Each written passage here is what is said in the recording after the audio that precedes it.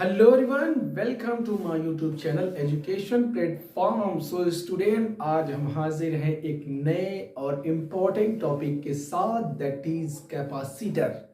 तो बेसिकली ये कैपेसिटर यानी कि संधारित्र क्या होता है और ये इम्पोर्टेंट क्यों है, आज हम इसके बारे में सीखेंगे। ये देखो, बोर्ड की दृष्टि से, एग्जाम की दृष्टि से ये काफी ज्यादा इंपॉर्टेंट है कैपेसिटर यानी संधारित्र।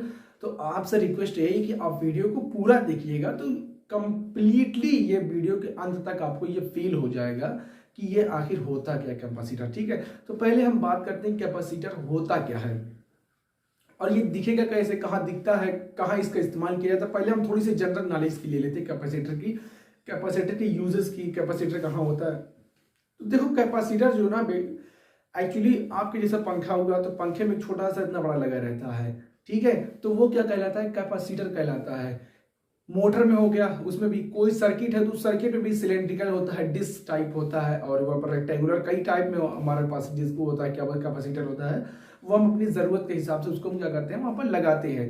तो अगर आपको कैपेसिटर देखना है तो आप अपने पंखे पर देखिए तो सफेद सफेद दिखेगा, इतना बड़ा होता है, तो वो कैपेसिटर होता है। वही कैपेसिटर, वही संधारित्र होता है। तो बेसिकली उसका काम क्या होता है, सोचने वाली बात है कि यार हमने कैपेसिटर को पंखे में लगाया क्यों है। अब अभी कभी आप ये देखिए, तो कैपेसिटर को जब निकाल दें, अगर पंखे से आप अपने कैपेसिटर यानी संधारित्र को निकाल दें तो क्या होगा, उस पंखे की जो स्पीड है रोटेट करने की, जो चलने की जो स्पीड है, वो स्लो हो जाती है। ठीक है, वो स्लो हो जाती है। लेकिन जब आप कैपेसिटर लगाते हैं तो क्या होती है, वो स्पीड बढ़ जाती है। वो सोचने वाली बात, ऐसा क्यों? क्योंकि जो कैपेसिटर होता है वो आवेश यानी चार्ज को क्या करता है, ग्रहण करके रखे रहता है। एक एनर्जी भंडारण होता है उसके अंदर।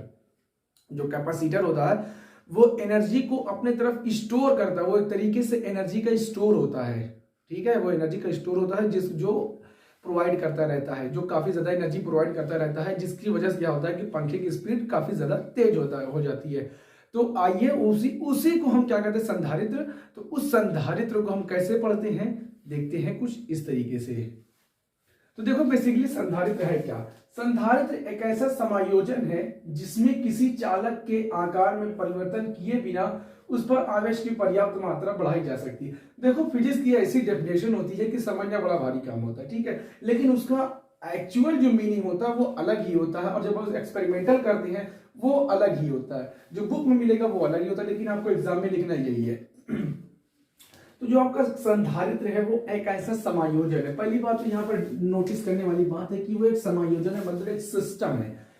तो वो सिस्टम होता है दो चालक प्लेटों का होता है। एक चालक प्लेट ये होती है, एक चालक प्लेट ये होती है। आप कभी संधारित्र जो आपके पास है पंखे में है, उसको कभी आप खोलिएगा तो खोलेंगे, उसमें आप क्या बोलते हैं कि वो क्या एल्युमिनियम की क्या होती है कि उसमें तार इस तरीके से वो लपेटा रहता है, वही उसकी प्लेट कहलाती है। उसके अंदर दो तरीके की प्लेट होती है, काफी पतली झिल्ली सी टाइप होती है, वो काफी लंबी, वो पूरी रील टाइप होती है। तो वो जो आप खोलेंगे उसको तब पाएंगे उसमें क्या होता है। तो वो एक तरीके का सिस्टम ही बनता है, तो जिसमें किसी चालक के आकार में परिवर्तन किए बिना उस पर आवेश की मात्रा बढ़ाई जा सकती है, उसे हम क्या कहते हैं, संधारित्र कहते हैं। संधारित्र का मतलब ये हुआ कि आप किसी भी चालक एक ऐसा समायोजन बनाए, आप एक ऐसा समायोजन, मान लीजिए हमने ये समायोजन ये बनाया, और ये समायोजन बनाया, फिर इस समायोजन के अंदर ये मान लीजिए ये ठीक है, ये समायोजन है। तो इस समायोजन में किसी चालक के आकार में परिवर्तन किए बिना हम इसके आकार में कोई परिवर्तन, कोई चेंजिंग नहीं करेंगे, ठीक है, लेकिन उसके बाद भी हम इस पर आवेश की पर्याप्त मात्रा बढ़ा सकते हैं। तो अब देखते हैं कि थोड़ा सा अब इसको समझे हैं कि कैपेसिटर को हम किस तरीके से सर्किट में इस्तेमाल करते हैं, वो देखिए आप, ताकि जो कंसेप्ट होता है ना कि कैपेसिटर को एक्चुअली हम यूज किस तरीके से करते हैं, किस रूप में करते हैं, वो देखते हैं नेक्स्ट सेक्शन के अंदर। सो स्टूडेंट, अब देखते हैं कैपेसिटर किस तरीके से वर्क करता है, उसको एक नजरिए में आप समझिए कि क्या होता है, कंसेप्ट इसका समझिए कैपेसिटर का, संधारित्र का। तो आप मान लीजिए ये है कि एक पाइप है, ठीक है, और ये बीच में एक टंकी लिखी हुई है, एक टैंक है, ये क्या है, ये टैंक है, ठीक है, ये टैंक है, और ये बीच में एक वाल्व लगाया गया, यहाँ पर एक टोटी है जहां से पानी निकल रहा है, और यहाँ से हमने क्या लगाया हुआ है, एक सोर्स लगाया है जहां से हम क्या कर रहे हैं, पानी को अंदर डाल रहे हैं इसके अंदर, ठीक है। तो इस पाइप के थ्रू पानी क्या होता है, इस टैंक के अंदर भरता है, और हमने यहां से क्या किया है, यहां से आउटपुट यानी कि हमारा इनपुट ये है, ये हमारा इनपुट है और हमारा ये आउटपुट है। ये हमारा इनपुट है, ये हमारा आउटपुट है। बस आप समझिए क्या होता है, बस अगर इसको आप समझ लेंगे तो कैपेसिटर आपको एकदम आसानी से समझ में आ जाएगा। ठीक है, तो देखो यहां से हम क्या करते हैं कि पानी को अंदर डालते हैं। ठीक है, पानी को अंदर डालेंगे तो टंकी से इस टैंक में पानी भरेगा। टैंक में जब पानी भरेगा तो हमने जब इस टोटी को खुला रखा होगा तो क्या होता है, यहाँ से इस टोटी से पानी निकलेगा। मतलब हम इनपुट देंगे तो हमें उसके बदले में आउटपुट मिलता रहेगा। ठीक है, मिलता रहेगा। यहाँ पर पानी भर जाएगा, यहाँ पर पानी भर जाएगा और ये हमें आउटपुट मिलता रहेगा, क्योंकि ये बड़ा आकार में है ना। तो यहाँ से पानी जब गिरेगा तो ये क्या होगा, ये भरता चला जाएगा, भरता चला जाएगा। ये पानी तो ऑलरेडी यहाँ पर गिर रहा है, लेकिन यहाँ पर क्या होगा, यहाँ पर पानी इसमें पूरा भर जाएगा। जितना इसका आयतन होगा उसके पूरे आयतन में पानी भर जाएगा। अब क्या करते हैं, हम इस वाल्व को क्या करते हैं, बंद कर देते हैं। हम इस वाल्व को डिस्कनेक्ट कर देते हैं, मतलब बंद कर देते हैं। अब हम क्या करते हैं, पानी इसको नहीं देते हैं। मतलब हमने क्या कहा, इनपुट हमने क्या कर दिया, जीरो कर दिया। इनपुट जीरो का मतलब यही कि हमने इनपुट देना बंद कर दिया। हमने इनपुट अब नहीं दे, लेकिन क्या मतलब, क्या आउटपुट हमारा नहीं मिलेगा? अगर हमने इनपुट जीरो कर दिया, किसी इंस्टेंट, किसी क्षण हमने क्या किया कि इनपुट हमने जीरो कर दिया, तो क्या हमारा जो आउटपुट है, जो हमारा पानी निकलेगा, तो क्या हमारा पानी अभी भी निकलेगा कि नहीं निकलेगा? सोचने वाली बात है। ये पानी पूरा फुल है, ठीक है, यहां से पानी आ रहा था, इससे पूरा फुल हो गया, यहां से पानी गिर रहा था। ठीक है, हमने क्या कहा, हमने इसको कट कर दिया, हमने इसको वाल्व को बंद कर दिया। अब हमारा इनपुट नहीं आ रहा, लेकिन जो इस टैंक के अंदर पानी है वो तो इस टोटी के अंदर जाके नहीं जाएगा। जो इस टैंक के अंदर पानी ऑलरेडी भरा पड़ा है, वो टैंक का पानी इस टोटी के थ्रू क्या होगा, निकलेगा कि नहीं निकलेगा? मतलब हमें आउटपुट कुछ समय तक तो मिलेगा।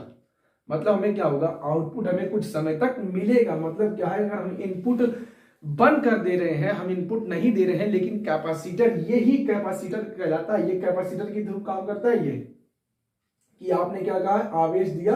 अब आप इमेजिन थोड़ा सा करो कि ये देखो क्या, हमने पानी रखा। ठीक है, तो आप जो पानी रख रहे हो ना, उस पानी को आप सोच लीजिए क्या है, ये आवेश है। ये जो आपने पानी दिया है, ये पानी नहीं, मान लीजिए ये क्या आपके पास चार्ज है। तो आपने चार्ज दिया, तो ये जो है, ये आपके पास कैपेसिटर है, ये संधारित्र जो भी है।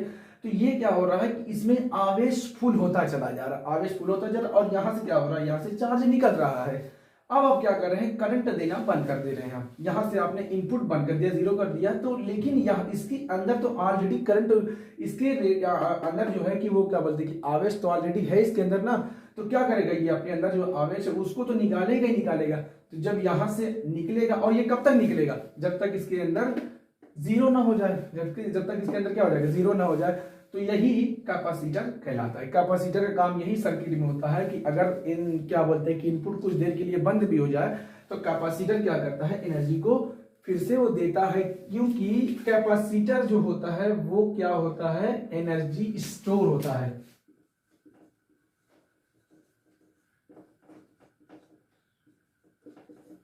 कैपेसिटर एनर्जी का स्टोर करता है। किसका, एनर्जी का। वो भी किसकी होती है, इलेक्ट्रोस्टैटिक एनर्जी होती है।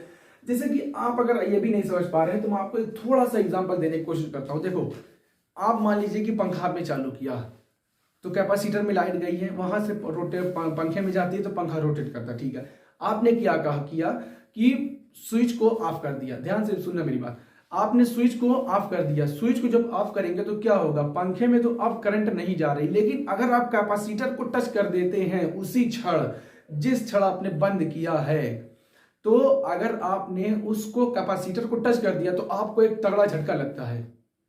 आपको एक तगड़ा झटका लगेगा। अगर आपको नहीं मालूम है तो आपको पता हो जाना चाहिए कि वो एक तगड़ा झटका देता है, वो भी काफी तगड़ा झटका देता है, वो कैपेसिटर देता है। तो वो झटका आता कहां से, सोचने वाली बात है कि वो झटका आता कहां से। तो वो झटका वहीं से आता है कि कैपेसिटर एनर्जी को अपने अंदर रख के, क्या बोलता है कि एनर्जी अपने अंदर रखे रहता है। तो जब आप इनपुट देना बंद कर देते हैं, जब आप करंट देना बंद कर देते हैं, तो क्या करता है, वो तब भी निकलता रहता है। आपने जैसे इनपुट बंद किया, आपने जैसे उसके बाद जैसे ही कैपेसिटर को टच किया, जैसे ही आपने कैपेसिटर को टच किया, तुरंत आपको करंट का झटका लगेगा।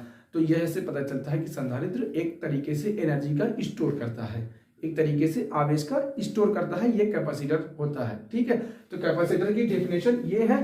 अब हम इसके बाद जानेंगे कि कैपेसिटर किस सिद्धांत पर काम करता है। ठीक है, इसके बाद से हम देखते हैं कैपेसिटर किस सिद्धांत पर काम करता है, वो देखते हैं हम नेक्स्ट सेक्शन के अंदर। स्टार्ट कर रहे हैं प्रिंसिपल ऑफ कैपेसिटर, क्या, संधारित्र का सिद्धांत। तो आइए देखते हैं क्या है सिद्धांत संधारित्र का, देखते हैं। देखो, संधारित्र का सिद्धांत ना समझना बहुत जरूरी चीज है।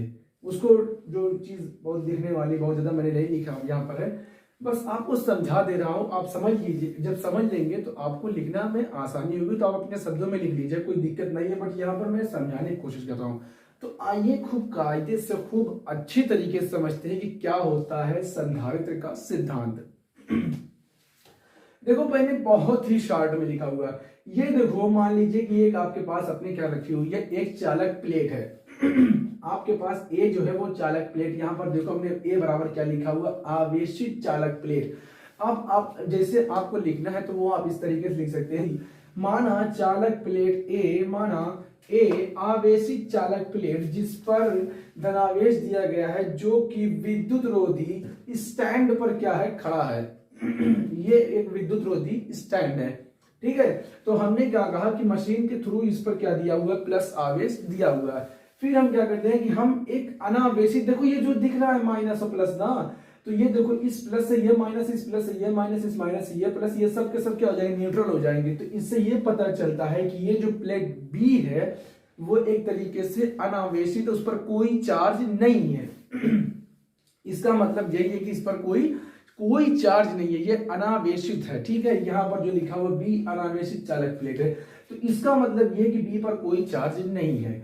लेकिन जब कोई चालक प्लेट है और जिस पर क्या आवेश दिया गया, जब आवेश दिया गया है उसके नजदीक जब आप किसी चालक प्लेट, किसी दूसरी चालक प्लेट को आप लाएंगे तो क्या होता है, यहां पर देखो प्लस होता है, यहां पर प्लस, यहां पर प्लस, यहां पर प्लस आपने दिया है ऑलरेडी।